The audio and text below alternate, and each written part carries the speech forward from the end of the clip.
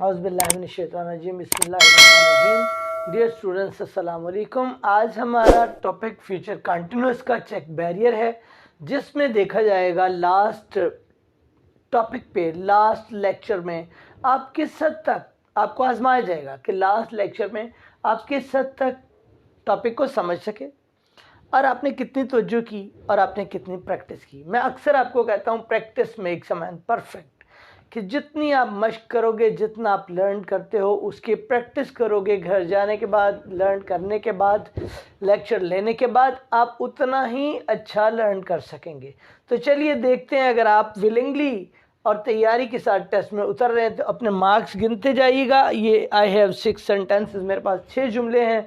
आपने देखना है कि how many marks you can, how much marks you can gain, how much marks you can obtain out of 6 marks, कि आप 6 में से कितने नंबर हासिल कर सकते हैं। तो चलिए देखते हैं। देखिए, ये सब के सब इनकरेक्ट सेंटेंसेस हैं। आज आपका चूँकि टेस्ट है, आपने इनकी करेक्शन करनी है। फ्यूचर कंटिन्यूअस से मैं आपको already I have told you कि इनका ताल्लुक है विल शी बी क्राई। इसमें कहने की कोशिश की जा रही है, एग्जामिनर पूछना चाह रहा है विल शी बी क्राइंग, क्या वो चीख रही है, क्या वो चिल्ला रही है। Will she be cry, cry लिखा हुआ, राइट।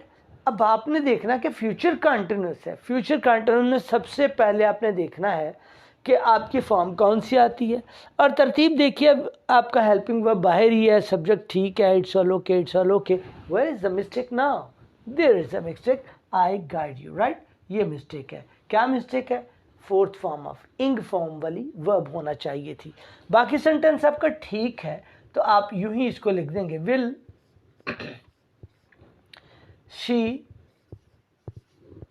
बी,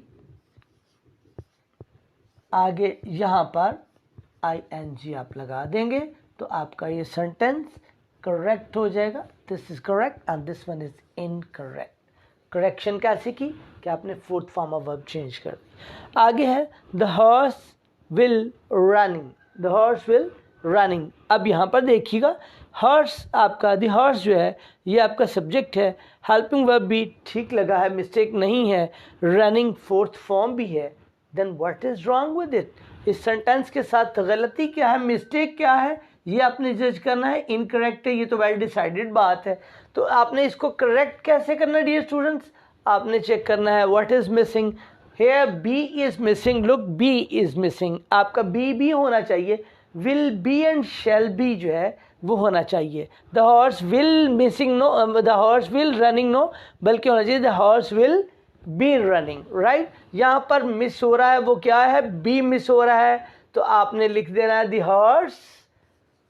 द हॉर्स लिखने के बाद आप विल बी लिख देंगे, द हॉर्स विल बी लिख देंगे, जो कि मिस हो रहा है यहाँ पर। और फॉर्म आपकी फोर्थ ही है, वो फोर्थ ही आप लगाए रखेंगे, राइट। तो इस तरह से आपका ये सेंटेंस करेक्ट हो जाएगा। और पहले आपने यहाँ मार्क्स 1 नंबर गेन कर लिया, यहाँ 1 मोर mark you have gain, right. 1 number और हासिल किया। अगर यूं ही कर रहे हैं तो means you have obtain 2 marks out of 6। आपने 6 में से 2 नंबर हासिल कर लिए। नेक्स्ट आपका सेंटेंस है विल द शिप बी संग। अब यहाँ पर फाइंड करने की कोशिश कीजिए, हेल्पिंग वर्ब बाहर है, आपका इंट्रोगेटिव सेंटेंस है, सवालिया जुमला है, हेल्पिंग वर्ब बाहर है, सब्जेक्ट उसके बाद है, बी भी आ गया है। मिस्टेक कहाँ है जनाब? I can guide, right. आपकी मिस्टेक यहाँ है, थर्ड फॉर्म सिंक की लिख दी हुई है, संक।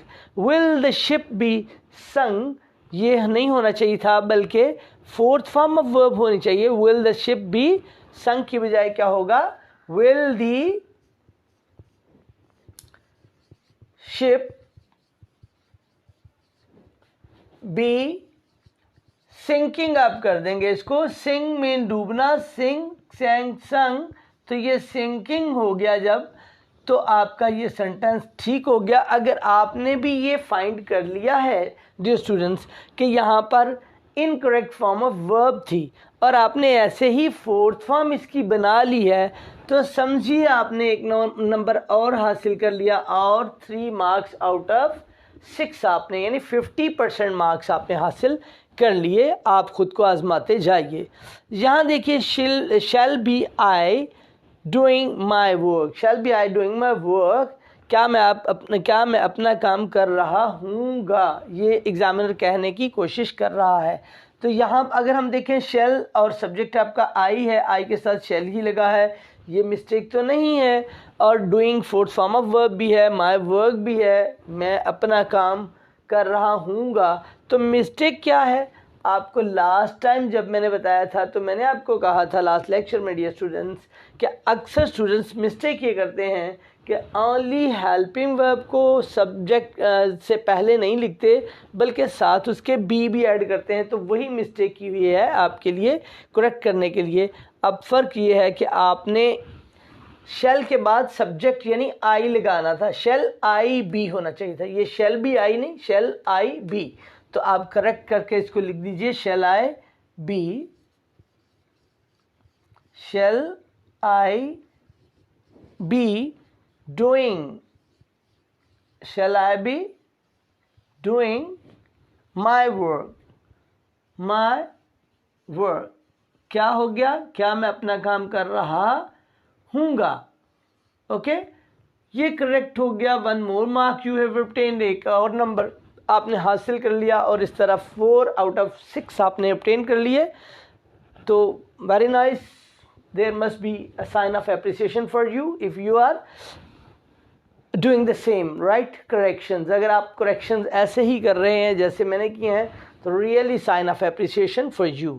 आगे है they will don't be eating food, they will don't be eating food। Examiner कहने की कोशिश कर रहा है कि वो खुराक नहीं ले रहे होंगे, खाना नहीं खा रहे होंगे, खाना नहीं खा रहे होंगे।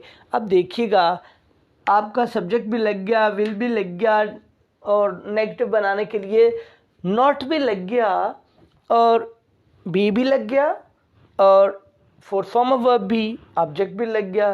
Then what is mistake? अगर आपको अच्छी तरह याद हो तो जनाब हेल्पिंग वर्ब के बाद आपने ओनली नॉट लिखना था।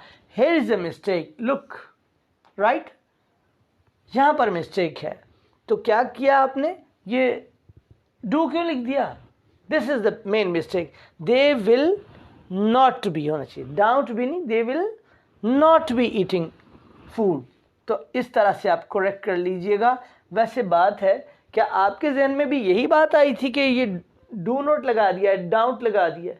क्योंकि ये तो नहीं बनती ना। अगर यही वाकई आपके जहन में आया तो फिर तो वाकई लास्ट लेक्चर आपको समझ अच्छी तरह आया है।